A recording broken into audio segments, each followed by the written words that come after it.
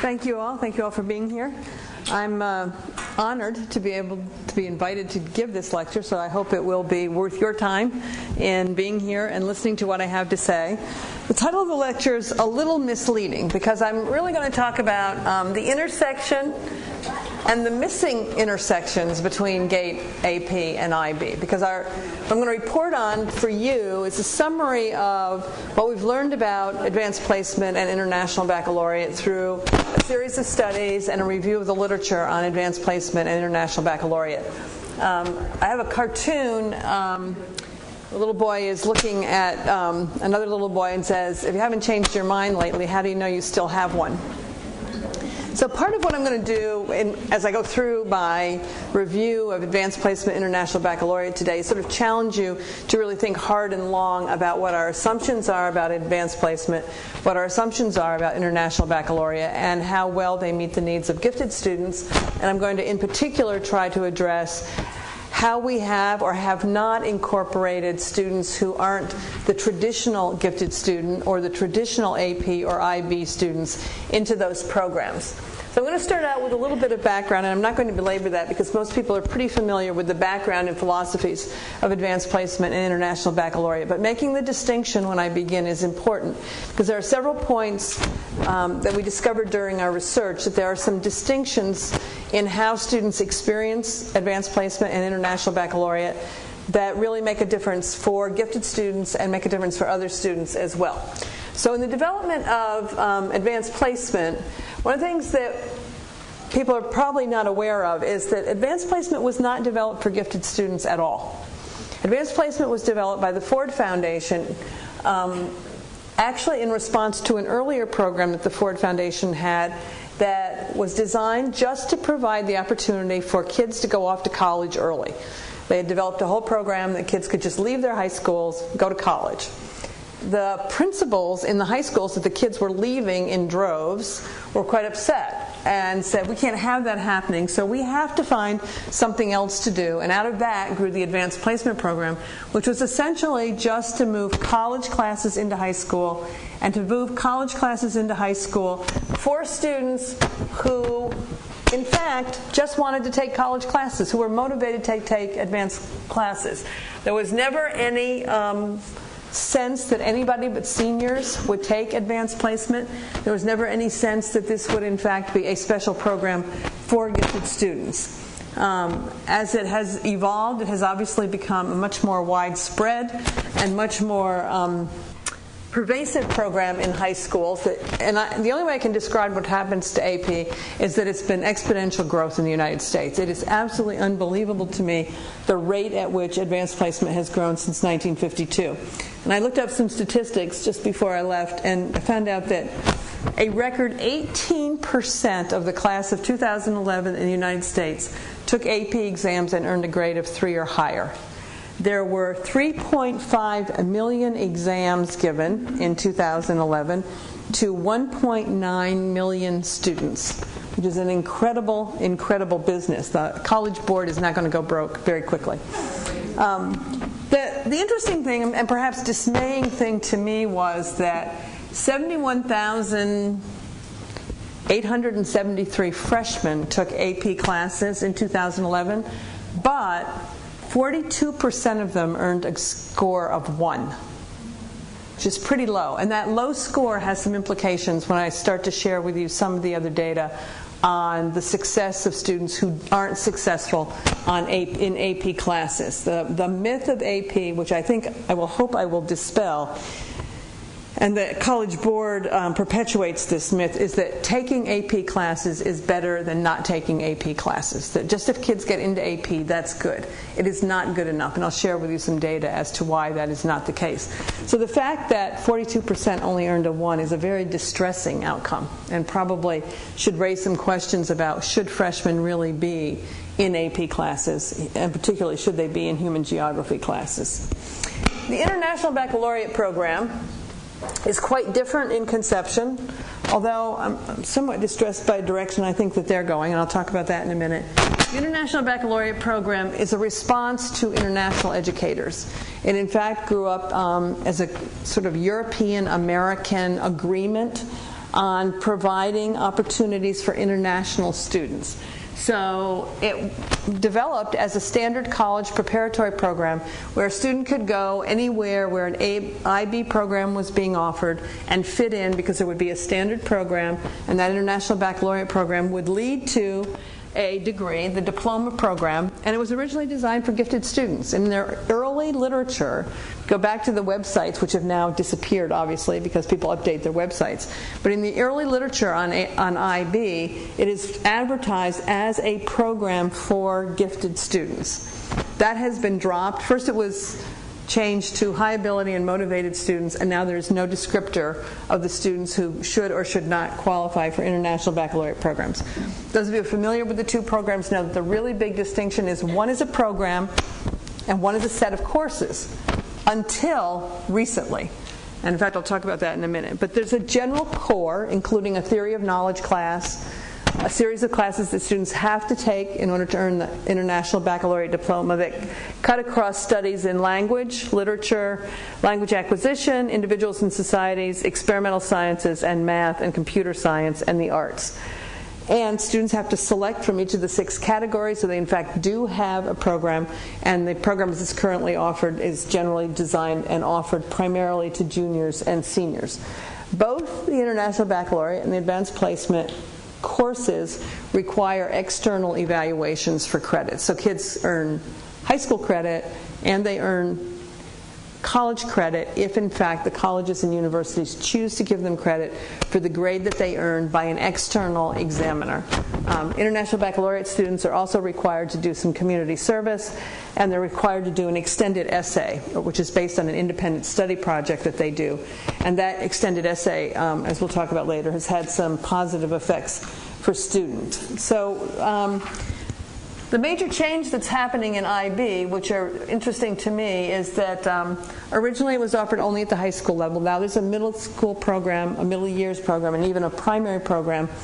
And the reason for the evolution of the middle years program and the primary program was that kids in the United States primarily were not prepared for IB.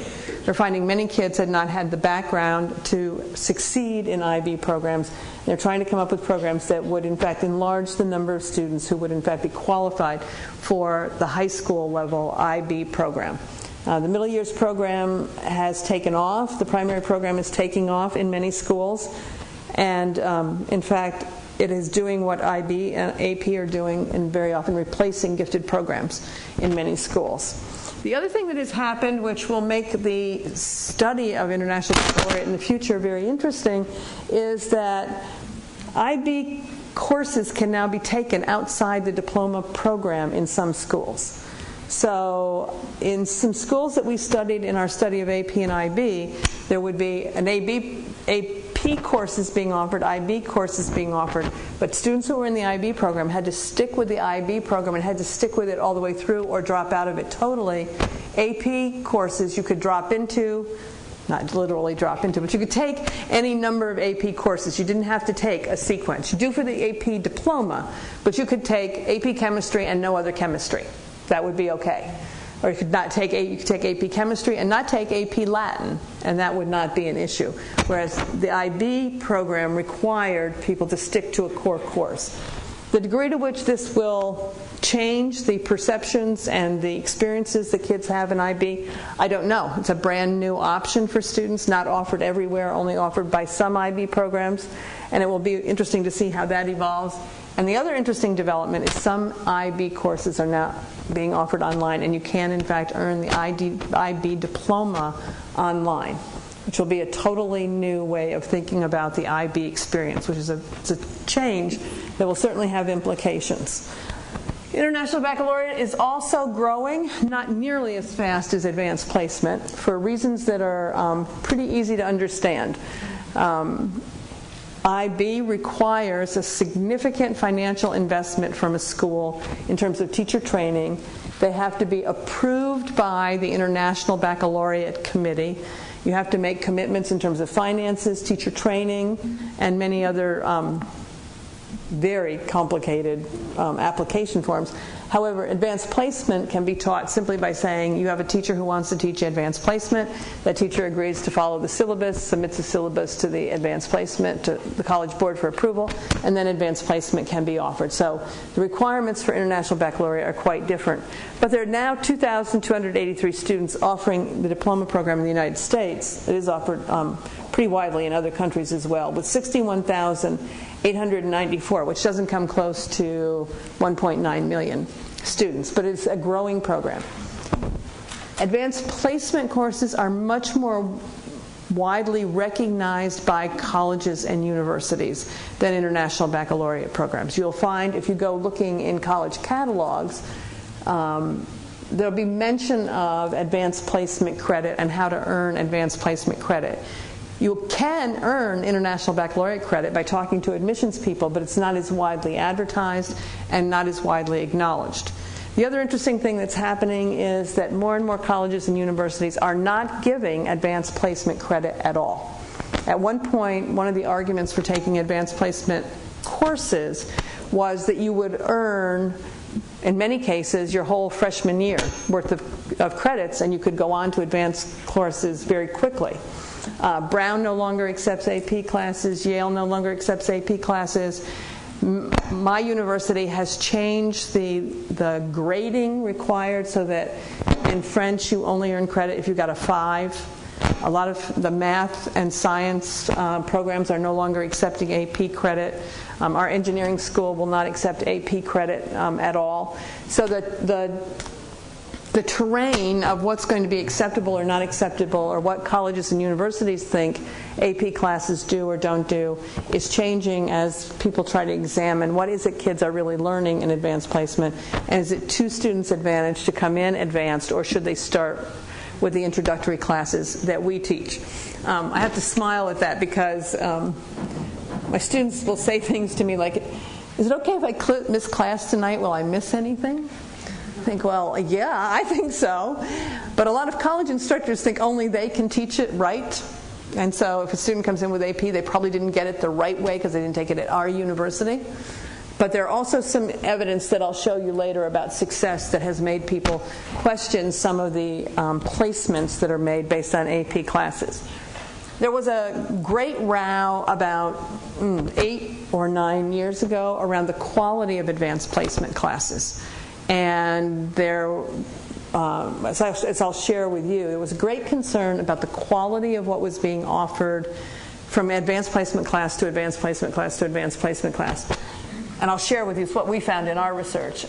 So as a result of that, advanced placement, the College Board now requires that AP syllabi be submitted for approval, which I think is kind of interesting because I could write the syllabus for Rhonda and no one would ever know.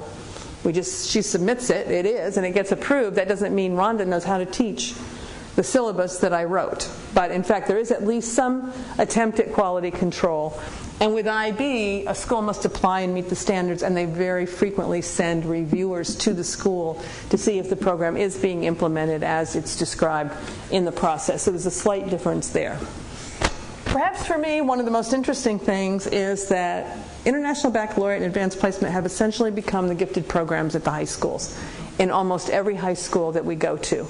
Honors classes, honors seminars, gifted and talented seminars, mentorships, internships have largely disappeared, and Advanced Placement and International Baccalaureate programs, one or the other, have largely taken on the function of serving gifted and talented students.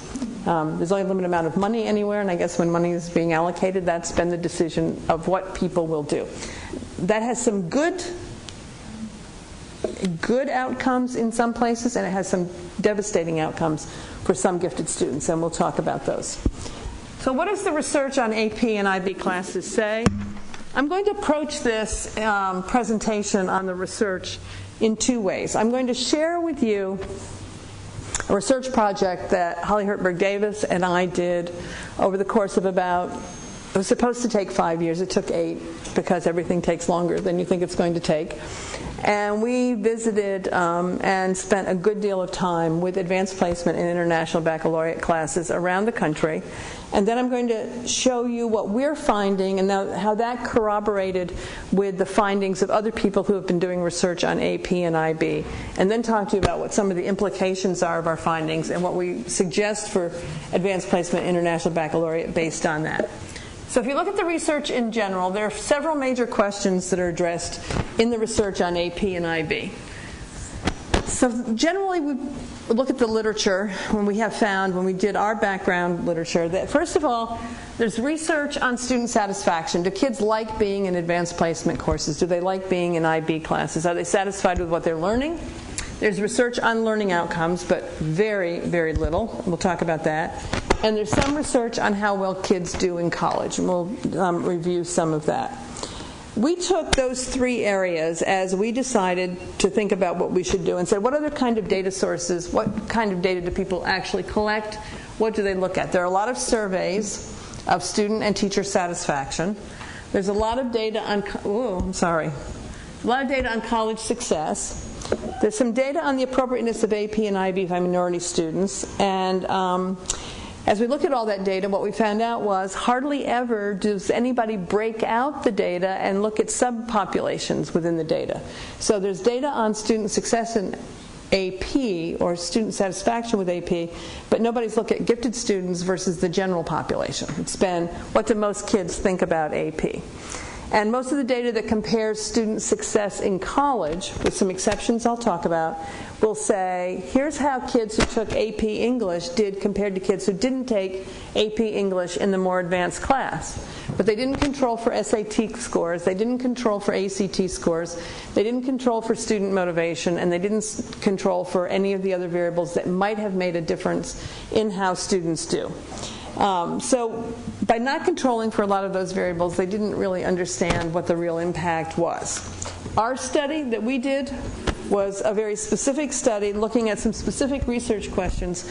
First was, how do teachers conceptualize and implement curriculum, instruction, and assessment for high-end learners? So when we were doing our study, we were looking at AP and IB as it applied to kids who might be identified as gifted, who had been identified as gifted at other levels in their educational career. So they'd been in elementary school or middle school, had been in gifted programs, been identified as gifted program, sometimes had been identified and chosen not to participate, but at least had been identified as gifted.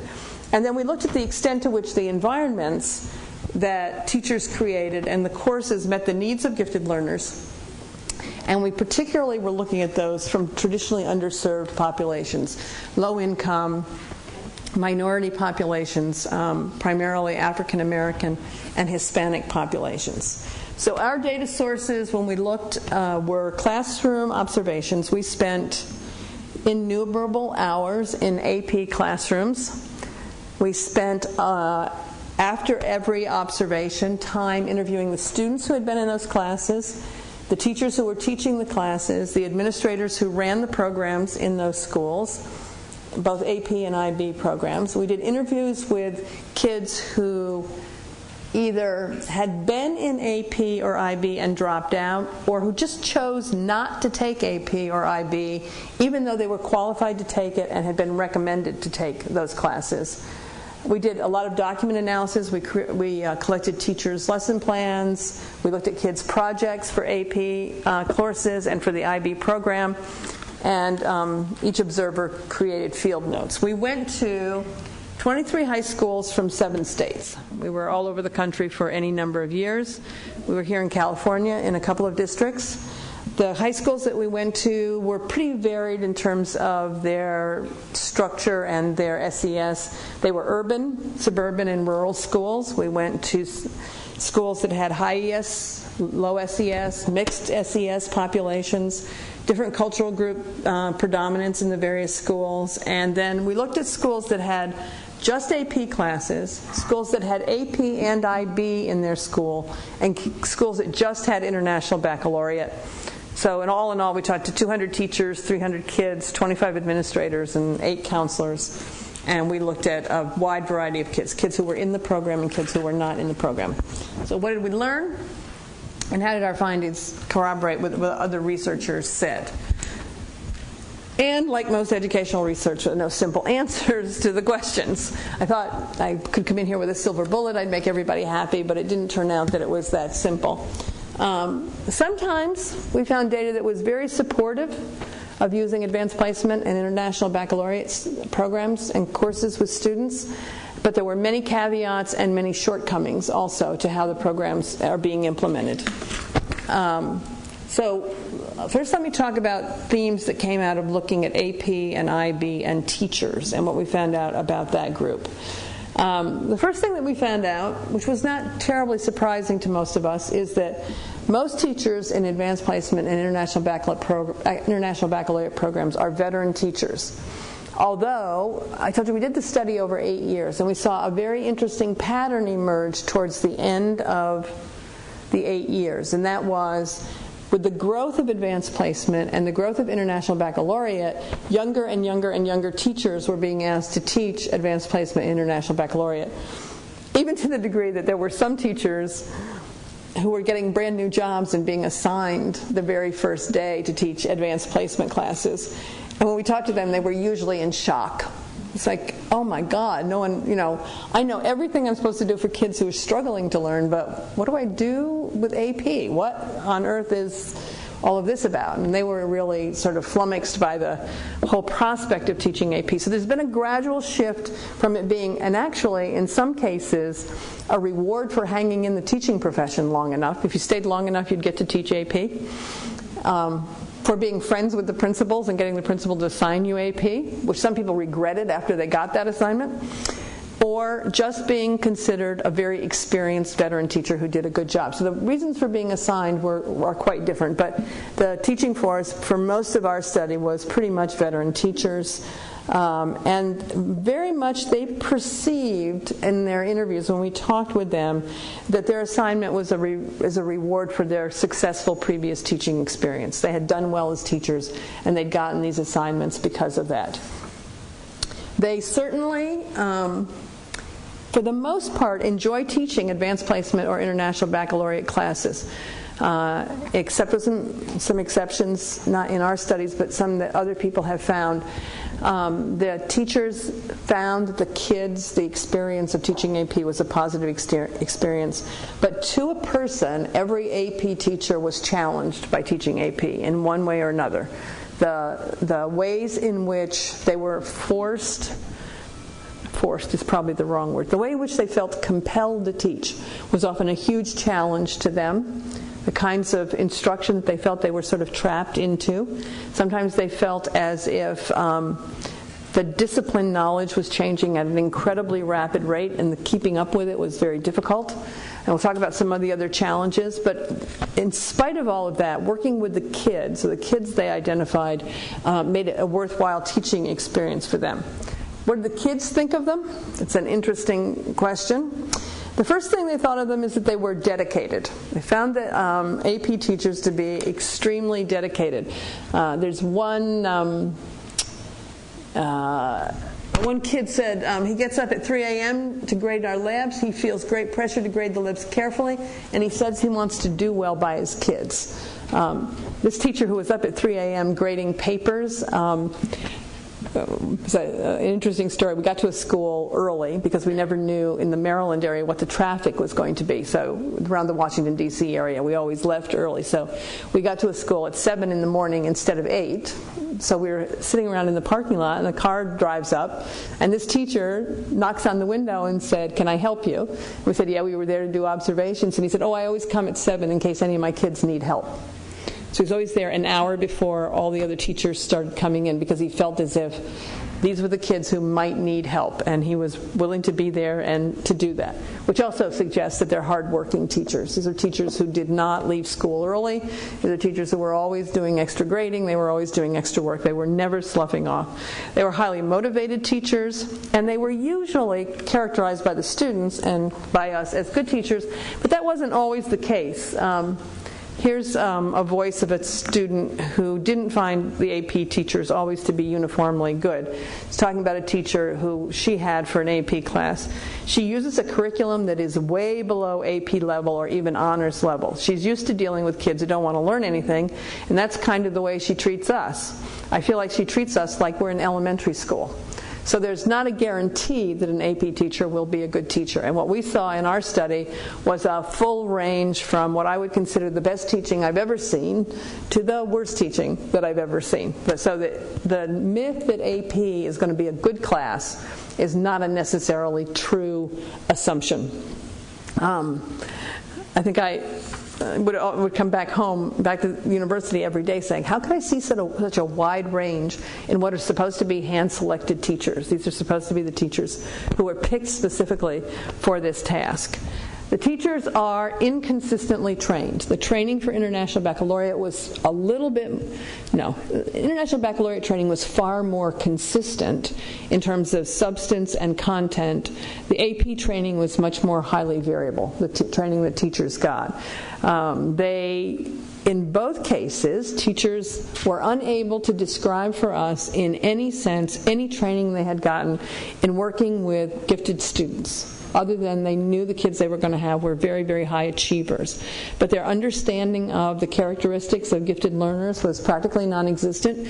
The AP training that is offered by the College Board focuses primarily on reviewing a syllabus and focuses on things like how to do particular labs or how to do DBQs, but they don't get strategies. They don't learn about strategies that are appropriate for working with gifted students, nor does the International Baccalaureate program provide that kind of training. So there's no implicit understanding of gifted and talented students, what appropriate goals are for those students, what appropriate learning is, what kinds of teaching strategies would work well with them within their training. They described their training as insufficient. They wanted more. They wanted to know more successful ways of engaging highly able students. They wanted to know more successful ways of ensuring their students were learning well. And when we were in systems where students were minority, who had not been likely to participate, they would find that they just didn't know how to work with students who hadn't been adequately prepared for advanced placement or International Baccalaureate.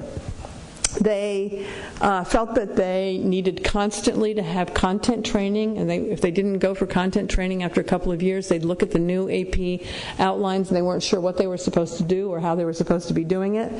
They also found that they had absolutely no training, and this relates to my earlier comment, in what we call in gifted education scaffolding.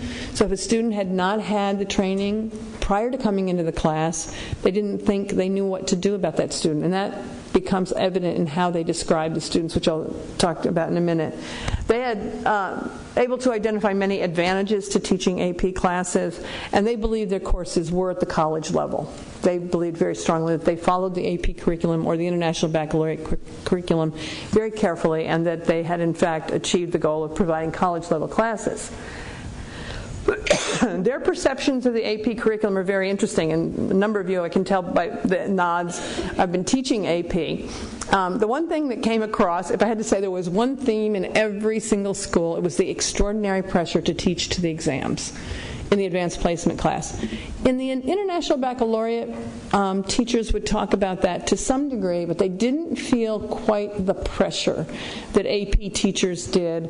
And it wasn't just to teach to the exam, it was teach to the exam because they felt they were judged by the success of their students on the AP exams. That somehow or other their worth as teachers was being judged by how the kids did on the exam. Not how much kids learned, not how much more they knew about a subject area, not how much more competent they were, but that score that came back in the middle of the summer, which would describe them as teachers. And that was disheartening to me to think that was sort of like being, a basketball coach and thinking every time you go out and play a basketball game, you are judged by 5, 18, 22-year-old kids if you're at the college level, or 14 to 18-year-old kids at the high school level. But that's the way AP teachers felt, like they were coaches who were being judged by how the kids did on those exams. And in consequence, what that did is create a theme that I'll come back to over and over again, and that was they felt it limited their ability to address student interests, that the kids' interests just didn't matter. What mattered was the syllabus. This is the syllabus. I've got to cover the material in this syllabus. No matter what the kids are interested in, I have to go on. It also meant they rushed through material at a phenomenally fast rate, sometimes so fast in one class that I thought I could see pages flipping in the book as the kids were trying to keep up to where the teacher was. They felt they couldn't use a variety of instructional strategies. Any strategy except lecture they perceived as slowing them down. I can't stop and do this group work because we won't get to what I need to get to. I can't stop and have a Socratic seminar because we won't cover enough information. So this would go on in almost every class. And so one of the quotes that we pulled is illustrative of that from a teacher is, when you keep hearing, you've got to make those scores, you've got to have this many pass, you keep finding yourself going back to that idea of, okay, I've got to teach them this, and then this, and well, this isn't tested, so I'll leave that out, and I'll teach it next year. Everything kept coming back to, I'll only teach this if it's going to be on the test. And there was no assessment done to find out if students had a prerequisite skill, so what was coming next. So if teachers taught something and the kids didn't learn it, they couldn't go back and teach it again because you had to go on to the next thing. And so kids who didn't get a prerequisite skill and you went on to the next thing, that was just too bad. You just weren't going to get it, because there was no time to go back. There was no time to actually reteach things. Teachers would answer questions that students asked, and they would try to explain it during the class, but the next day, we're going on. We're moving on. We're just going to have to do that. What we found has been corroborated by many other studies. Experienced AP teachers felt a need to adopt, this is from one study, a strong lecture format, minimize time-consuming student-centered activities and lab experiments, student projects, and student presentations. This was a shocking bit of data. This is a study that was done in 2010. 1/3 of AP science teachers participating in a study by her judged the pace of AP to be too fast and indicated a preference to switch back to honors if they could. That's a devastating finding, because AP teachers who spend a good deal of time learning how to teach AP and learning how to be successful, who are now saying, I don't really want to do that. I really want to go back to teaching honors where I can really do things with kids that I think are important, not what an AP syllabus tells me is important. And then they also indicated that they failed to spend time on topics that piqued the interest of students because of the demand to cover the large amount of curriculum. So those studies have been corroborating what we found. There were teachers who found AP to be easy for them to do, and that the kids in their classes were very successful, and there were kids that weren't. I'm going to share two teachers' profiles with you from Observer's field notes, because I think they're going to illustrate some of the stuff that we'll talk about throughout the rest of this. Oh, I skipped one. That's teacher opinions, though, which also corroborated what we found. There were 5 pressing issues that teachers came up with. One was keeping up with the discipline content, which we had also found in our study. The other was integrating new teaching methods, which we found. This is from a survey of teachers. The teachers talked repeatedly about one of their big issues was how to prepare kids to take the test. How do I get kids ready for the test? And then dealing with lack of family involvement and accessing good professional development. And then an underlying theme that came up in that survey, and which we found in our surveys, was that teachers were worried that if the kids who were allowed to take AP became more and more diverse, they would have to water down the AP curriculum.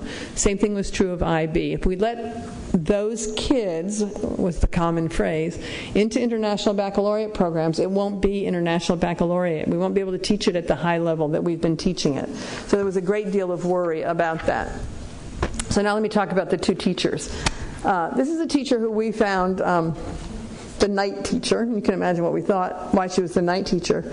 She says she doesn't know how to get to these students to pass the AP test. She says she's going to have problems because of their backgrounds. She says they're mostly deprived, which is a great word. Their parents aren't educated. They never got through school, and that most of the parents are very young. Ms. Knight says the school's trying to get to that culture to encourage them to work hard, but they don't do their homework. They're failing everything. She doesn't get very much success with her AP students in her class. A teacher in the very same school, who we called Miss Day, by contrast, this year the class was really incensed about the black legend and how they really felt that underpinned American history too. So they therefore decided they would this would be their topic. Once the AP test is over, they would do 2 weeks of intensive research. They would they work cooperatively in groups. Then the co-editors and I go down and have it published, and I also let them talk to the principal about getting them money so they understand these kinds of relationships. Then we produce the book and we give one to each of the school board members. We put one in the Smithsonian, we put one in the local library, we keep one in our library. So all during the semester, if you observe her class, she's making notes of what the kids are interested in and what they can do when they have the time to do it. But at least she's listening to the kids and trying to do something. One of the things that I'll point out later is that this is quite unusual because one of our findings was when the AP exam was over, school was over for kids in AP. We found kids playing cards, we found kids sleeping in the room, we found kids, and I said to one teacher, why don't you just let them go home? I mean, if there's not going to be any instruction after the AP test is over, go home. I was saying, there was all that stuff that you thought you had to skim over. You could go back. You could do it now. But there was such a release after the AP exam that no one seemed to want to do anything else. So what did we see in the classrooms? The instruction and the curriculum. First, there was little question whether we were in an advanced placement class or in an international baccalaureate class that the test and the course guides drove what people did almost every single day. And that seldom were student characteristics taken into account, seldom were any accommodations made for different kinds of learning styles. I mentioned if students didn't understand something, they might get a second explanation. But one of the interesting things was that teachers would often just say it louder. If the kid didn't understand it, you'd say it again louder. Maybe they just didn't hear me, rather than looking for an alternative explanation or an alternative way of showing how to do a problem. There were incredibly high expectations for students in the class. And generally, there was a high level of challenge, although challenge varied.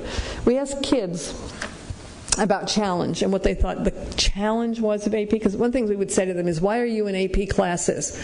We're in AP classes because they are challenging. Someone told them to say that. And so what do you think challenging is? Challenging came out to be any number of things. One was, it was a lot of work. That was one definition of challenge. I have a lot of work, I have a lot of reading, there's a lot of new vocabulary, and I don't sleep. So those were some of the definitions of challenge. And so sometimes we would press, and we started to find AP classes falling into two categories. Those that kids described as more, and more of it was always more reading, more work, more writing. And then there was the more thinking, more problem solving, more engagement. And AP classes would tend to fall, and IB classes more often, in the thinking, solving problems, having to do things I've never done before, having to think in ways I've never thought before. So AP fell into two categories. The IB students tend to describe challenge more in the thinking, problem-solving, engaging category. And so that probably has more to do with how the curriculum is structured, because people who were teaching IB also followed the curriculum very closely to what was presented. One of the things that we did note was IB curriculum tended to be much more in-depth on topics, and the AP curriculum tended to skim topics much more.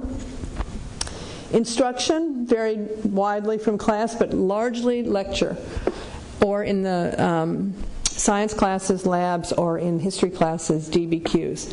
Which, by the way, all the history teachers I talk to say that's not the way we do history. Why are they teaching kids that? But it's a very common way of approaching teaching all of the history classes in advanced placement. It's dominated by fast-paced instructor, lecture, and question and answer. And there's an emphasis on test preparation. Test preparation in the month before the exam, in one classroom, I put a little tick on a sheet of paper every time the teacher said on the test. It was 135 times in a 50-minute period. That's incredible. You have to say that a lot in 50 minutes to get 135 times. But it gives you some idea of how much emphasis people are putting on the test in that month before the exams. And then I thought, well, this just must be at the end of the year. I'm going to give you one example. Before we got the money to fund this project, we started doing some preliminary work. And I was in this classroom. This will show you how focused AP teachers get on the curriculum and what they're doing. I was in a physics class while 9/11 was happening. The teacher said, when a kid said, kids obviously were tracking this on their phones and on whatever device they could get, radios, and he said, we don't have time to stop for those little things. We have to cover this to get to finished for the AP exam. That's a focus I just can't imagine. By the way, I went to the next class, which was a history class where the teacher had stopped and turned on the television and they were discussing and processing this. But to be so focused that that was perceived as a little thing that was happening will show you just how narrow the concept can be for some teachers of getting through the curriculum and covering what's going to happen.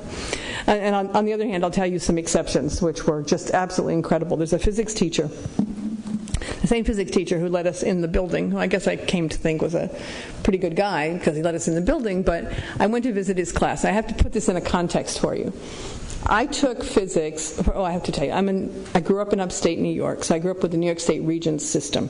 So we always had these exams at the end of classes as well that you studied for, like people study for AP exams now.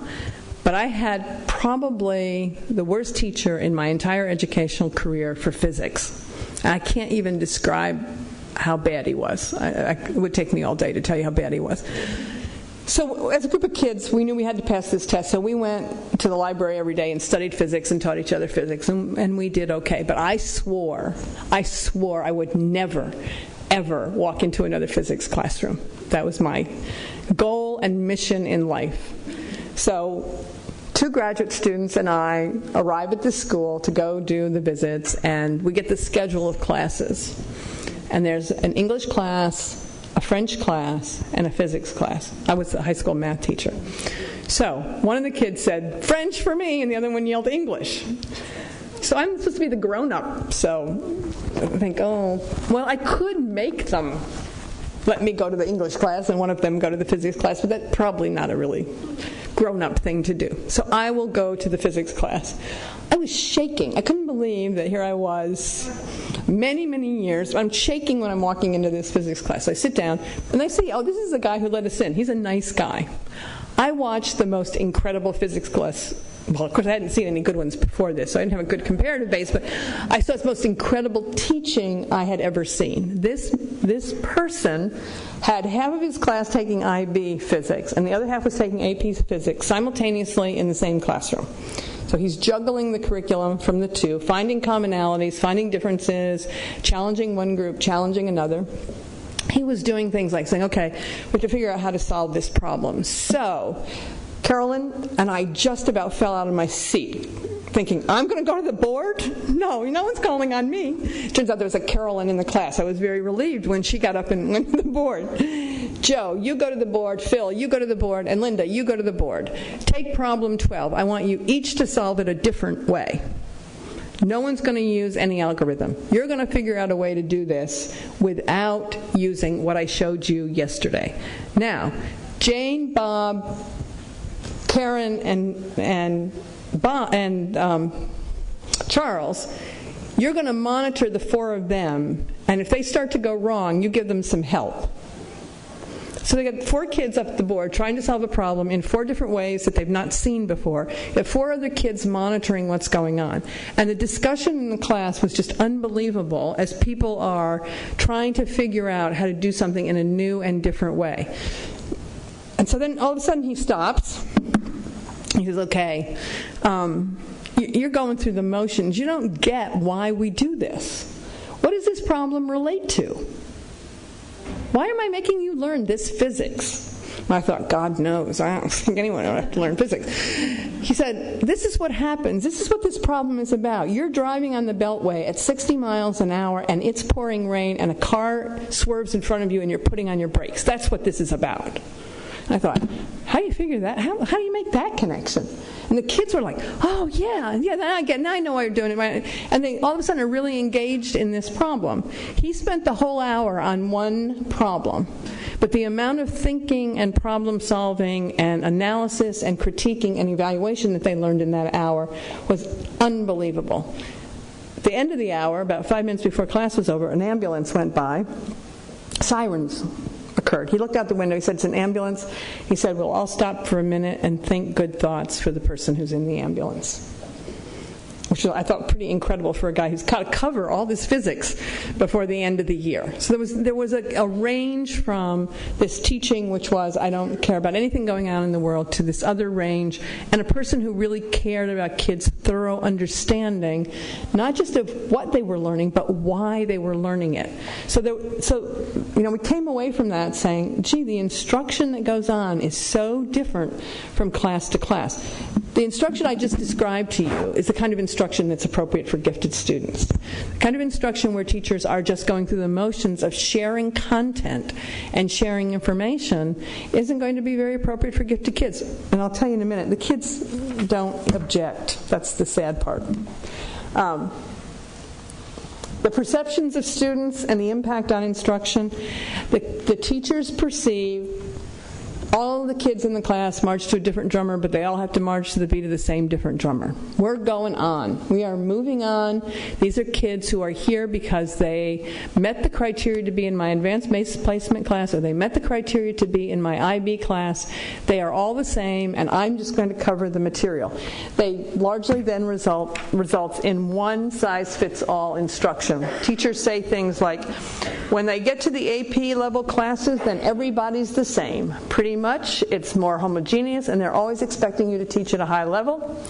When teaching AP students, you don't have to spend time filling gaps and catching people up. So you spend more time looking at things more in depth. In depth meant more details, not more engaged learning or learning at a deeper level, but you just learn more stuff. You might we read more books, you talk about more characters in the books, you look at more details in the books. The implications for students from traditionally underrepresented populations of this belief about the need for homogeneity in advanced placement classes means that our gifted students from underrepresented populations aren't going to do very well in these classes because the teachers don't believe they should have to do anything for them. They should come ready to do AP. There should be no need to scaffold. They're a homogeneous group, and if they can't do it, they probably don't belong there. Again, not true of all AP teachers, but we did find that as a dominant theme. Who are the kids? Who are the students? The kids who persist in AP are great kids. They really are. That's why teachers like teaching them. They have some characteristics that are really significant and make them successful. They are highly motivated. They are in AP because they have a reason for wanting to do well in those classes. Sometimes their motivation is pretty simple. They want to do well on AP to get into college. Sometimes we'll talk about some other reasons they want to be in AP, but for the most part, the teachers and the kids agree that motivation is very, very strong in their classrooms. They want challenge. We'll talk about that and how that plays out. They're very confident. Kids who come into AP classes, for the most part, think they're going to do pretty well. Very well. Even when they're not. We ran a program for 3 years for kids who are from underrepresented populations. And the first day, we asked them all what they thought they were going to get on the AP exam of the course they were going to take next fall.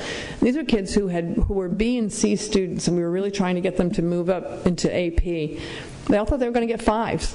We were really confident they were going to get 5s. No other grade was going to suit them but to get a 5. Very confident kids. They're very compliant, incredibly compliant. If teacher says jump, they say how high. They rarely challenge an AP teacher because they believe that the AP teacher holds the cards for helping them be successful successful on the exam. They're very high achievers. They're excellent time managers. I'm just been working with a young woman who's an incredible time manager, but she's taking 7 AP classes this year. She's not very happy. I said, so what is your life? Well, she said, life? What's life? So I'm thinking to myself about my high school years and other high school kids and thinking, is 7 AP classes a good thing? We really probably ought to think about that in great depth. They're multitaskers. They do 3 things at once. They'll be doing their homework in one AP class for the next AP class, or their homework from the one they were just in because they need time that night to do AP. If they're involved in athletics, they're doing their AP homework on the bus going to and from, and sometimes during a game. They're always busy. And they're incredibly well prepared. As one teacher said, the successful AP student is highly disciplined, confident, lacking in fear, and self-driven. They want to succeed, and if they're not succeeding, they talk to me about it. This lacking in fear, again, harkens back to some of the issues that we have with students who come from traditionally underrepresented populations. Kids who are minority students enrolled in AP classes are sometimes not successful just because they're scared to death. They have very little confidence. They've not been in classes like that before, and they're very, very afraid. And fear is a very, very difficult emotion to cope with when you're in an advanced class, and knowing how to deal with it when they've never been challenged in that way is difficult. I'm going to talk a little bit later about some of the ways that people have found around those fears. So the students have this thing that we identified and called the legend of AP. Why are you in AP, and what are the legends around AP? And the legend is very, very simple. And the legend simply was, I have to do this. I have to do it to get into prestigious colleges or universities. They're not totally wrong. It's not totally an unfounded legend. This looks good on college applications and stuff. This is what gets you into college. So we talked to a lot of college admissions people and said, is this really true? When the kids tell us that they have to take AP or IB to get into college, the best colleges, is this really, really true? And the admissions people said it is becoming true because of what the high schools are doing. And we asked them what that meant. They said, we expect kids to take the highest level classes in their high schools. And because AP and IB are the only high-level classes now, if the kids don't take AP and IB, there aren't any other options. So when we look at transcripts, there aren't things like advanced honor seminars. There aren't things like independent studies for gifted students. There are no other advanced level courses. So if the kids don't take AP, we don't know that they've done advanced work. And so essentially the high schools are diminishing our options for looking for advanced kind of work. So it's kind of a chicken or egg problem that kids believe the colleges want, and the colleges now do. They have now come to believe that that's the marker for students, which is why this poor young woman thinks she has to take 7 AP classes. And we have gotten her to understand that you don't have to take 7, that they don't count the numbers, they count what you're doing and how you're doing. So there is a legend, and the kids believe in it. The kids are satisfied, and they're satisfied for reasons that I'll talk about in just a minute. They really think it meets their need for rigorous, challenging academics. And one of the reasons that they think that is that absolutely everything else in school is so boring. It's not that AP is great, it's what the other classes are like. And they'd rather be in those AP classes than be in those other classes. I've got some quotes from the students about that in a minute. They also know how to perform in order to be successful in AP classes. I don't think any one of us in a single one of the probably 100 classrooms we were in ever saw a discipline problem. It was absolutely amazing to me that kids just don't act out. There's no time. You can't, because you'll miss something. You have to pay attention. I mean, there's just no opportunity. There were kids who fell asleep. There were kids who were doing things other than paying attention to the teachers, but we did not see discipline problems. They also knew how to play the school game. If you ever want to talk to a group of kids who have figured it out, these are the kids who have figured it out. They know exactly how much you have to do on exactly every assignment, and they could tell us down to the last number of words that was going to get them a good grade on a paragraph that they were writing, how to do that. They had really figured it out. Remember, I'm talking about the ones that persist and succeed in AP. And they don't feel that they are at all entitled to good instruction.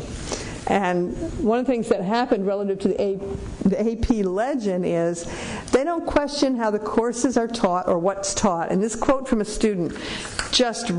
I don't think I have that one in the right order. I'll come back to the quote for the student. But let's note for a minute that their experiences in AP non-AP classes was a mixture of frustrating experiences based on no challenge, being surrounded by students who did not want to learn, and they would say, I appreciate not being bothered with classmates who don't want to be there. So if we look at the motivation factor, all kids in AP are motivated, and so when they go to the AP classes, there aren't any other kids who are screwing around. There aren't other kids talking and they can't hear the teacher. There aren't other kids who poo-poo what's being taught. The whole group is on the same path. They have a common bond with each other, and they would rather be in classes where people feel that way about learning, and so they really enjoy being in those classes. Student said, if a student chooses to be in AP classes, it's supposed to be a college-level class. I found that most teachers try and gear it toward that level. You just don't get it. They won't try to dumb it down. They don't consider whether there should be alternative instruction. If this is the way the teacher wants to teach it, and this is what I have to do to do well on the AP exam, then by God, I will do it. They don't say. We would say to them, you were in a gifted program in elementary and middle school. What were the classes in your gifted program like? And they would say, oh, God, we got to do all these projects, and I learned about this, and I got to think about that, and we got to engage in all kinds of things that were really interesting, and we did group work, and say, so you don't do that in your AP classes. Yeah, but you're not supposed to in AP. You have to listen, and you have to do what the teacher tells you in AP. Well, wouldn't you like to do some of those kinds of things that you used to do in middle school and elementary school? Oh man, yeah. And if they would give us options, they would say things like, yeah, in my AP history class, if only I could have, or in my science class, I really wanted to do an experiment to find out if, but the AP teacher said we don't have time for that. Or you don't have time for that. You have to learn this because it's going to be on the test. So that they had experiences which were clearly different instructional strategies, different ways of learning. They'd really benefited from them, but they didn't think they deserved it anymore.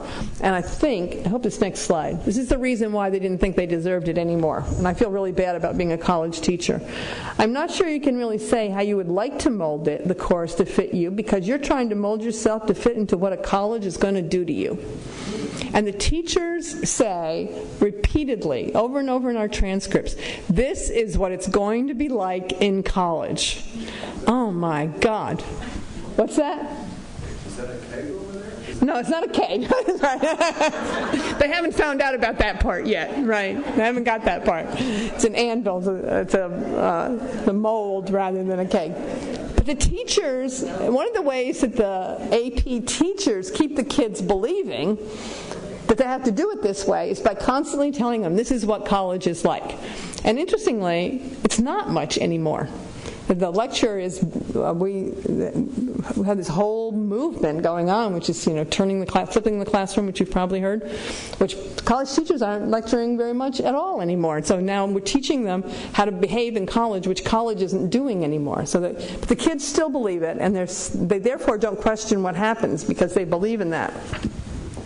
The other research also corroborated the kids were largely satisfied, and they were particularly satisfied when they compared it to their non-accelerated school options. They identify AP and satisfaction in AP as relief from boredom. Other classes are just so boring. Their most challenging courses offered in high school. One kid said, here's the quote I was looking for earlier, "I'd rather be in AP classes than regular classes. That's why I'm in AP, because I don't want to be in regular classes. Boring. The type of work you do in AP classes is more thinking, critical. In the regular class, you just read questions, look for the answers in the book, and you really don't do much thinking." Kids would describe spending the whole first half of the year doing things they'd already learned in prior years, repeating over and over again the same learning. So AP and IB were a huge relief for them.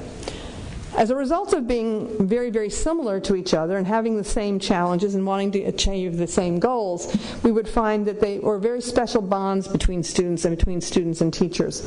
And that was also characterized by Coco, who did a recent study, is that you'll find AP kids, and especially international baccalaureate kids, becoming almost a family, very supportive of each other. They're very competitive, but they're also very supportive, and they have very special bonds with one another. And students who've taken AP or IB courses attribute their feelings of academically prepared for college to the classes. AP diploma students attributed strong academic skills in areas such as critical thinking and writing as something they had really picked up in their AP classes.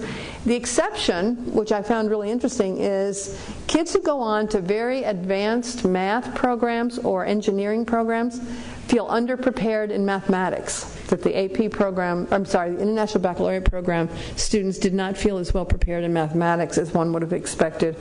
And then I mentioned earlier that Connor found that the essay experience in the IB program had an additive impact on the kids' ability to write and analyze and do critical thinking beyond what they had learned in their coursework.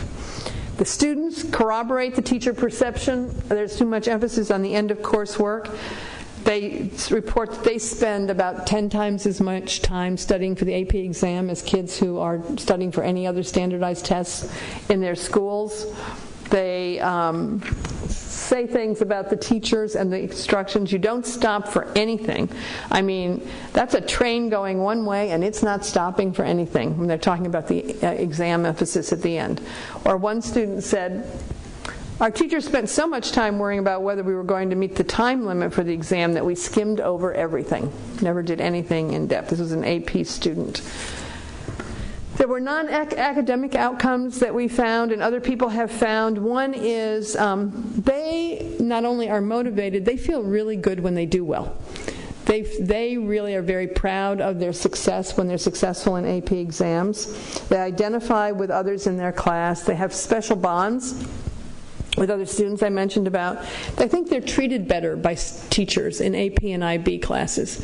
And one of the most significant things that they say is that they felt as if the teachers treated them with more respect in AP classes and International Baccalaureate classes than they were treated in other classes, that they were treated as if they were peers in learning in those classes more than they were in other classes. And they also felt as if they could go to the teachers for help without being put down and actually getting a lot of support. A positive overall classroom atmosphere, and they really report learning specific skills. There were disadvantages that we uncovered. One was an extremely high level pressure to succeed. The myth of AP, if you don't get a 5, you fail. A lot of cultures build up around what is a good AP score. And so the kids who take 4 or 5 AP classes, or 6 or 7, often feel that this all is how they're judged as students. Much as the teachers come to judge themselves relative to how their kids do, the kids start to judge themselves relative to their AP success. They report incredibly high levels of emotional stress and fatigue. IB students more than AP students. We were interviewing kids who were reporting sleeping 2.5 to 4 hours a night and worrying that was in bed too much. that they didn't spend enough time studying. Well, if I'm reading anything these days, it's that sleep is pretty important, and the kids don't have time to sleep. The amount of pressure that they put on themselves is causing extreme stress and fatigue. The IB students perceive that sometimes, and this might be partly because they do form families, that they are perceived as a group negatively by other kids in the school. IB programs are most often located in another school, and they're sort of become a clique within a school, and they perceive that sometimes that the relationships between them and other students in the school are pretty negative, and that there are stereotypes that form around them. And we often ask the kids, were the stereotypes justified?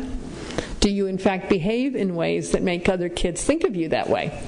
And if you really pushed them, they would start to give you examples of things maybe that they did that really did create that atmosphere for those kids. Illustrative of the fatigue and stress, they give you so much work you don't have time to do anything. I can't enjoy the material when am I going to remember this? How much homework do I have? Am I going to sleep tonight? And the answer is usually no. I was told if you take IB, you have no social life. They said if you take IB, you're not going to have time to talk on the phone, you're going to miss your favorite TV shows, you're going to be stuck in the book all day. I thought it couldn't be that bad, but a lot of it is true. So a lot of IB kids do find themselves totally overwhelmed with the process of taking an IB program. What are the outcomes? What does the literature tell us about the outcomes, impacts on college performance? There have been a lot of studies, and they range from simple correlations between how many IP or AP classes you took and your grades to some regression analysis that see what predicts success in college. Early studies found correlations between taking scores on AP courses and subsequent college course grades. That shouldn't surprise any of you. If you got a 5, you'll probably do better in your first college class than if you got a 1. That wasn't rocket science. It wasn't even earth science. It wasn't any science. It's just pretty obvious that would happen. AP students continue to pursue knowledge in the subject areas that they took AP classes in. Well, you probably took AP classes because you were interested in it, so you'd probably be more likely to take college classes. So that, again, wasn't a startling finding.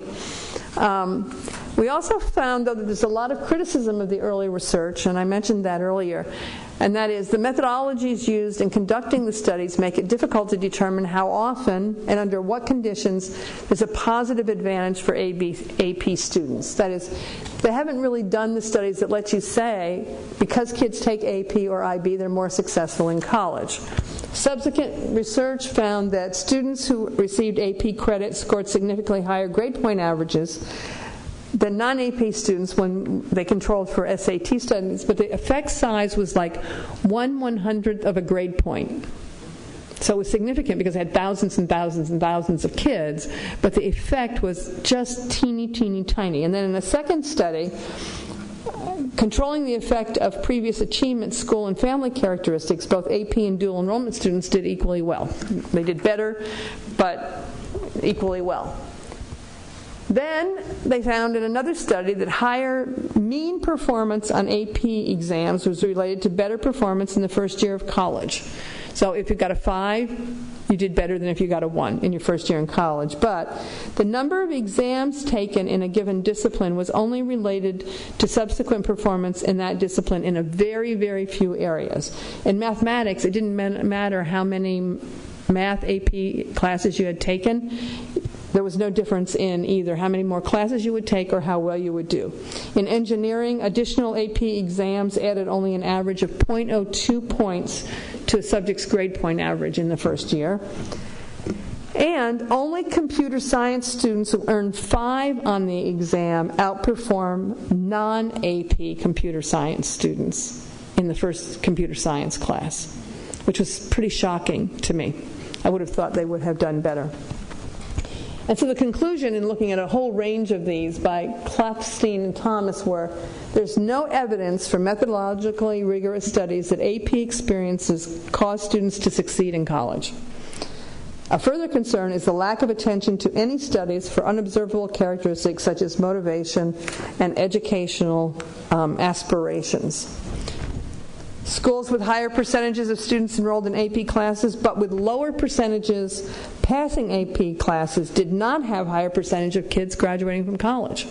So the big push has been, in the whole AP world in the last several years, is get more kids into AP, because more kids will go to college and they will be successful in college. But the most recent studies are saying that's not the case. To take AP and not be successful is not as good as not taking AP at all.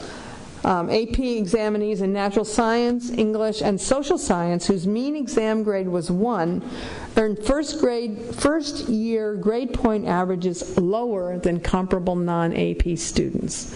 So to take an AP class and not be successful, in essence, is worse than taking no AP at all, which is really contrary to what we've all been believing as we've been opening up AP classes more and more and more to other students. Now, part of the issue is the kind of instruction that the kids are getting in those AP classes is not very good. And that's partly what's resulting in them not being as well prepared as if they'd been in a class where the instructional level was higher. So at this point in time, without the interventions I'm going to talk to you about in just a minute, it appears that AP appears to offer an advantage only to students who do well on AP exams. So in the PowerPoint that you can check on when you go online, you'll find that there are also a lot of research on IB that is essentially the same as the research on AP, although no one has done the kind of research that says how do kids who perform well in IB do in college, except to say they do better than kids who aren't in IB without controlling for any other factors. At this point, the only study that has really looked beyond that is a study by Coca that I mentioned earlier of IB students in Chicago who had better college outcomes than a matched group of students in terms of their SAT and ACT scores than kids who had not had IB. And then it didn't matter when you entered any of those other factors. IP seemed to have a much stronger impact than AP was having. So in some, the elements of IB and AP fit some kids. AP classes are perceived by many students and teachers as providing high-level challenge. They are generally the most challenging classes in the school. Teachers are perceived to be of high quality. They are respectful of students. They accept students. They talk to you like you are old already and know what is going on. Their notion of old, I think, is really interesting. But there's a lack of fit in some ways. The rigidity of the program doesn't allow teachers to feel comfortable in accommodating the broad range of learners. Students are expected to come to AP with the skills and attitudes necessary to succeed, and the unique students meet with resistance. So who are these unique students? What happens to them? And what can we do about that? Not all students fit AP or IB. There were certain groups of students who clearly didn't make it in those classes. And I'm probably not doing anything but carrying coals to Newcastle here, but in some ways you probably know who those are. The students who were didn't have mastery of prerequisite skills did not do well in AP and IB. Again, I mentioned teachers don't think they should have to do anything for those students, so they don't do well. Even very, very bright kids, if they hadn't been in gifted programs before, let me read you something from a young woman who talks about that. She said, you have all these summer assignments to do. For the English class, you have to read 2 books, you have to do 10 note cards on them, and pick out significant lines. We didn't do that kind of stuff at my school, so I have no idea what I was talking about. I failed those note cards. They were graded without any instruction, which I find an interesting thing. I had no instruction on how to do them. That's like walking into traffic blindfolded. You just don't know what you're doing, and there's no reason you should have to do something you've never had any experience to or were exposed to. So there are kids who are being asked to do assignments without any preparation to do those assignments, getting graded on them, and then all of a sudden they're failing. Well, do they want to stay there? If the first week you've already got a failing grade that you've got to overcome? Not very likely. So those kids aren't very successful in those programs. Students who learn differently. Let me share with you a child who said, I realized the program wasn't for me. I have a way of learning and a way of studying that doesn't correlate very well with AP. This isn't better education. This is busy work. What's the point? And another student who said, if you're intelligent in a way that's more creative energy than being able to sit down and accept that geometry is geometry and you have to know it even though you don't plan to use it, then IB classes are probably not for you. If you question those things and you're not going to do well, that's my problem. I want to know why. And the teacher wasn't willing to provide that. Or the student said, I felt like I was constricted to the one way they want things done. They want you to write papers like this. They want you to answer the essays like this. This is what you're supposed to do on the project. I felt like I was in jail. And if I didn't do it, of course, I would fail or get points taken off.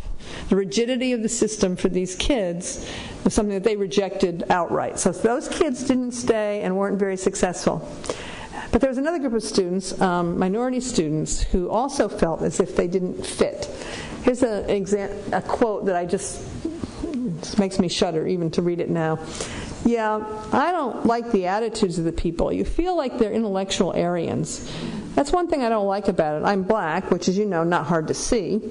I'm in these classes which are, 10% black? In government, we got into this discussion about the Ku Klux Klan, and they're like, well, why do you think that's bad? So imagine yourself being a student in the classes where you don't belong and you don't fit. There's a researcher, and I think she's at Stanford, whose name is Catherine Good, who's done some incredible work on the feeling of belongingness and the importance of the feeling of belongingness to academic success. When you feel like you don't belong, then you're not likely to be successful. And so if you have classes in which you have groups of kids who, for whatever reason, don't feel they belong there, the likelihood of their success is going to be diminished. And so these kids who have experiences like this are not likely to be successful. But we did find, this is the good news, we did find some schools and some places in which kids who were traditionally underrepresented and not good fits were quite successful and did quite well in the AP classes and did quite well in the IB program. So what were some of the characteristics or the themes from those schools where kids experienced success? First was relating to this sense of belongingness. These schools were able to establish peer groups that were support groups. By the way, this is especially important for African American males, that they had, when they felt as if there was a group to which they belonged and who would support them in their learning, they were far more successful. The second was the faculty were united and supportive of each other. Most often in these programs, the initiatives had been started by faculty groups. No administrator had come in and say, we have to increase the minority enrollment in our AP and IB programs. What are we going to do? It was a group of faculty who had said, I'm not happy that my class is all white and 75% of the kids in this school are Hispanic or Latino. What's wrong with this picture? Why aren't we doing something about this? In fact, in one of the schools, the Spanish and French teachers both told me in different ways. They had been very instrumental in starting the expansion of their AP courses, and they said, I don't let the AP exam define me. Nothing defines me but how good I am as a teacher. And they were incredibly successful with their kids. They did incredibly well. And they weren't worried about the exam. They were careful to prepare the kids for the exam, but it didn't define who they were or who their kids were.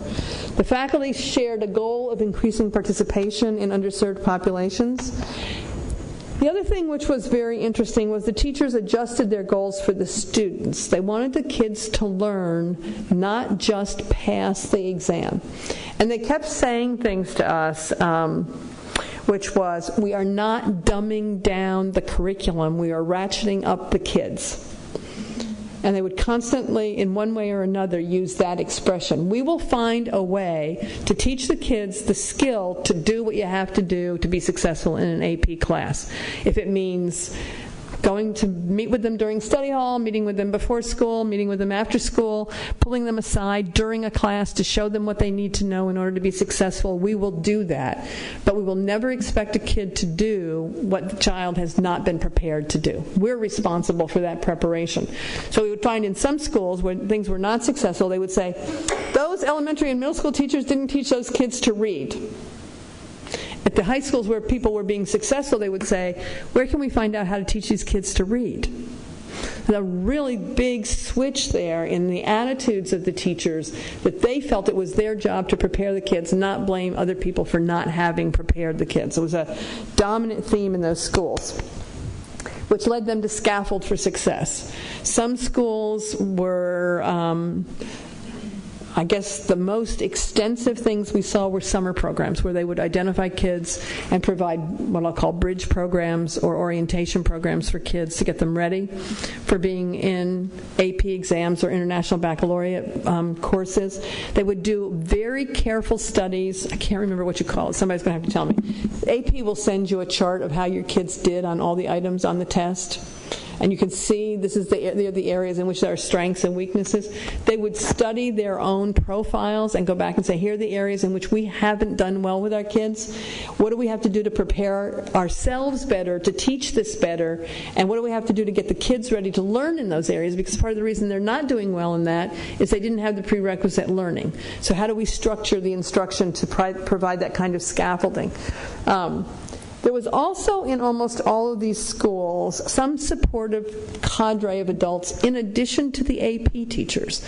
And lots of times it was a school counselor. There was one school counselor who talked about chasing kids down. That was her thing. And the kids would say, she finds us no matter where we hide. And what she would do, in this particular school, teachers enter kids' homework completion and grades in a computer system that the counselors can view. So if a kid hadn't turned in a homework assignment, she'd go find him and say, you are in Miss Jones's class in her third period AP European history class and you haven't turned in an assignment in 3 days. Why is that? I say, how do you know that? I say, well, I just know. I told the kids that there was this computer that was telling them stuff. Other places where those were not available, every day there was one counselor who went to she had a cadre of AP kids. She went to every teacher every morning and said, is everybody doing their work? And if they weren't, she'd go find the kid and find out why. And the kids got tired of this person showing up, embarrassing in front of everybody else. They'd start doing their work. And she'd say, if you're having trouble with it, come and see me and we'll figure out what we can do. But if you're just not doing it, then you got to do it. And what's your reason for not? The kids, the counselors or teachers would hold morning breakfast groups. They would get one group got Chick-fil-A. I guess they have biscuits or something you can get in the morning. Got Chick-fil-A to give them biscuits, and once a week they would meet with the kids who were struggling in AP classes, and what they would talk about was not the subject matter, but how to deal with the teacher. So they'd have a morning meeting and they'd say, I know this teacher hates me. She never gives me credit for doing anything. This is not fair. I'm trying really hard. She doesn't see I'm trying really hard. And the other kids would say, no, you're not. Or the other kids would say, well, she thinks that because this is what you do. You have to act so uppity.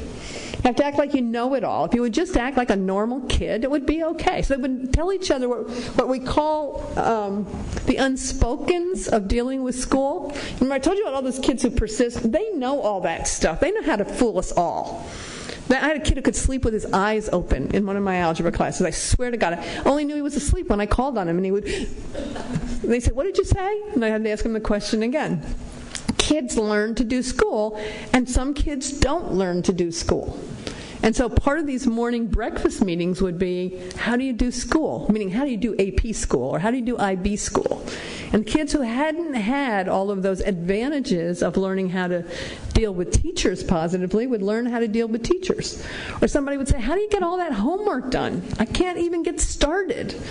And someone would say, well, why don't you study with me tonight, and I'll show you how to do it. So they formed their own group of students because some adult brought them together, and some adult gave them the opportunity to share those things.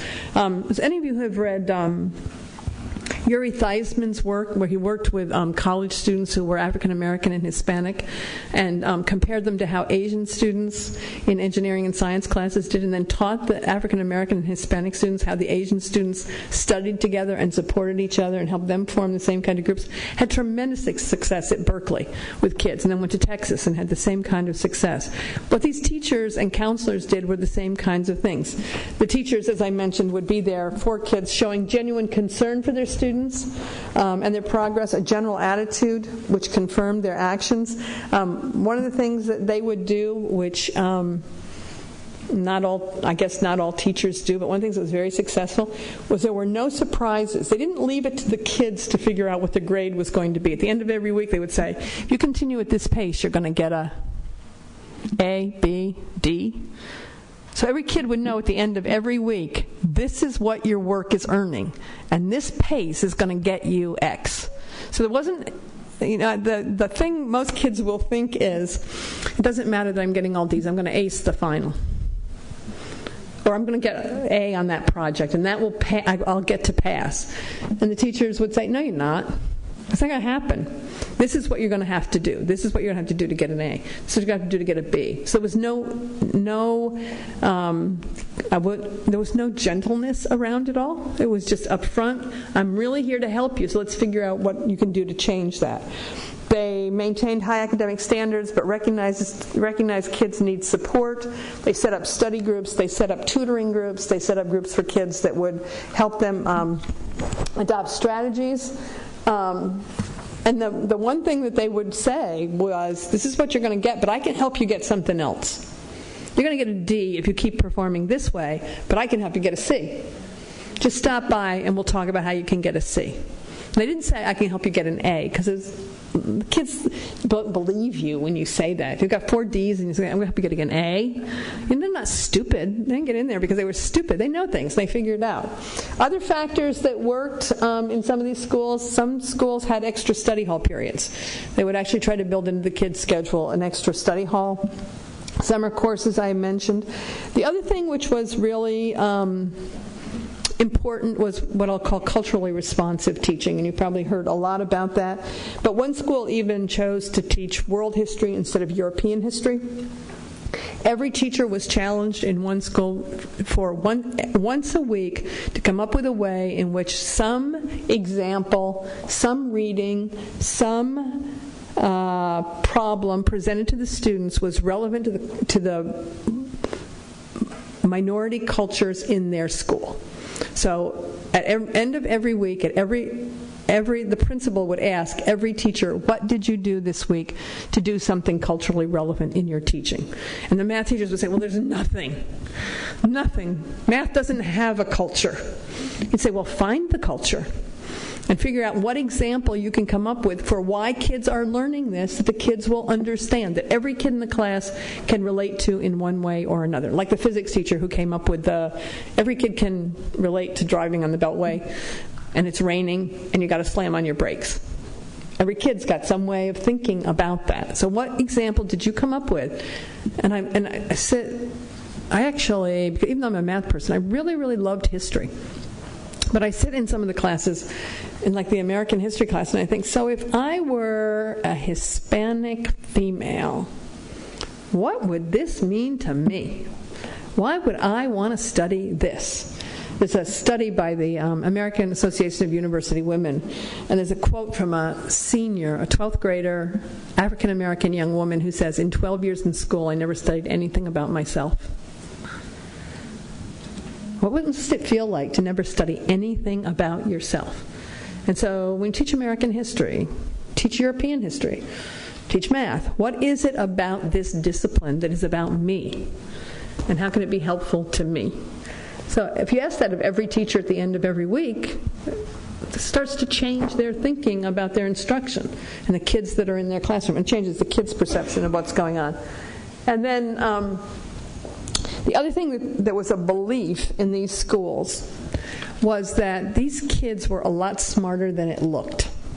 That they were able, as we have to do when we identify and serve gifted kids from any underserved population at any grade level, they were able to see that you shouldn't just judge kids by what they can write and say, because very often their language skills and their communication skills are not so well developed, but they are really thinker problem solving. And if you can find a way to uncover that and get beyond the fact that their grammar may not be perfect, then in fact you may see a lot more potential, and you can teach them the grammar. If they've got that ability to think and they've got that ability to problem solve, and they believed that they would find ways to do that, and the kids would be able to achieve if they could just think beyond the communication skills or the perceived communication skills. One teacher said they need extra help for missing skills such as paragraph writing, writing an argumentative essay, note-taking, and speaking in front of classmates, but they don't need help in thinking. And that was a really big breakthrough in that teacher's experience. They provided students for extra experiences, such as internships. One of the things was, again, getting kids to see why an advanced level learning could be useful to them. So getting them into situations where they were working in community businesses, in community research centers. In the Washington area, this was a gold mine. In large cities, this was a pretty easy thing to do. Rural areas had a lot more trouble finding placements, but in suburban and urban areas, that was a very effective device. They treated students as adults and as valuable individuals. And then they also, I had mentioned, providing support groups was really important. And then the last three things that I have that they did that was significant was making sure that they involved parents. And for most of them, they said this was really difficult because parents give up on PTA at about halfway through middle school, and they give up on really following closely what's happening to their kids in school, except to pressure them from home in some cases. But these people were unabashed about having parent nights, calling parents on the phone. I have a daughter who's a high school guidance counselor. She said that the first thing she does, she has a caseload of 500 kids. She calls every parent the first week of school. And she says, "Hi, I'm your child's guidance counselor, and I just want you to know that at least once this year you'll talk to me when your kid's not in trouble." And then they start talking about, here's what my phone number is, here's how you can contact me if your kid is having trouble or having issues. She said their parents have never been contacted by the schools ever. No one's ever talked to them. These teachers call almost every student who they perceive is going to need support during the year and talk to the parents about what they can do and what they have as expectations for their kids. So in all, some recommendations that we came up with for improving AP in general, and for those students who might not be successful, the guiding principle is making it about the student and about learning, not about the test. So the first thing we suggest is that there be more emphasis in AP and IB classes on learning. Not on passing the test, but on acquiring some content skills, becoming able to engage in learning, appreciating the discipline. Every one of you, or everybody who teaches, likes something about school. Otherwise, we wouldn't have chosen to do this. People who teach AP loved something about that content area. They majored in it. But there are times when you go into those classrooms and you think, why is she an English teacher? Doesn't even think she likes it. What is it about the love of English that got you there, and how can you transmit that love of English to the kids, the love of literature? I even loved grammar. I was a horrible kid. I thought that's how I found out there's a correlation between people who love grammar and are mathematicians. It's probably something about that. But when you think about how little we transmit of our love of the discipline and how much we spend talking about the content of the discipline, you can see why some of the kids who are not traditional achievers struggle. So what we found is that when that love of the discipline, the ability to increase interest and engagement would be far better for most of the advanced placement international baccalaureate kids, particularly the gifted kids.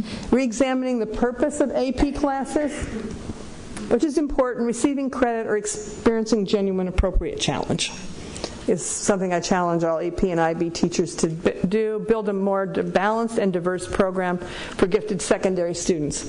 I honestly believe that no matter what we do for AP and IB, there are some kids who are not going to fit AP and IB molds, and they need other experiences. There's some gifted kids who are just highly creative individuals who need something beyond what we can offer in those structures. We also understand the AP was originally designed for a specific population of students, and that's not who's there today. So as a result, we have to teach AP courses with the needs of students in our classrooms in mind, and recognize that modifying a curriculum does not mean dumbing it down. Scaffolding is not dumbing it down. Scaffolding is preparing people to do the high-level thinking that you really want. I think it's up to everybody to provide, oh, this is nice. AB teachers with consistent training, requiring subject area expertise, and how to deal with highly able students. What are the instructional strategies that are going to be effective with gifted students? And then finally, we have to find ways to achieve equity within AP and IB courses. It's not enough to put kids in AP. The evidence says that being there and not doing well is not going to help them. We need to get them into AP classes, and we have to help them succeed in AP classes. Instruction has to be more responsive to a variety of student needs, develop a greater understanding of diverse manifestations of high potential, and institute programs that will help kids understand that their intelligence is not fixed, but it's highly malleable. They can become smarter. And if we can convince kids they can become smarter, lo and behold, they do become smarter. I did post on the transparencies that will be up on the internet the resources from which I got the information. Holly Hertberg Davis and I just did a review for a book, Critical Issues in Gifted Education, from which much of the data comes.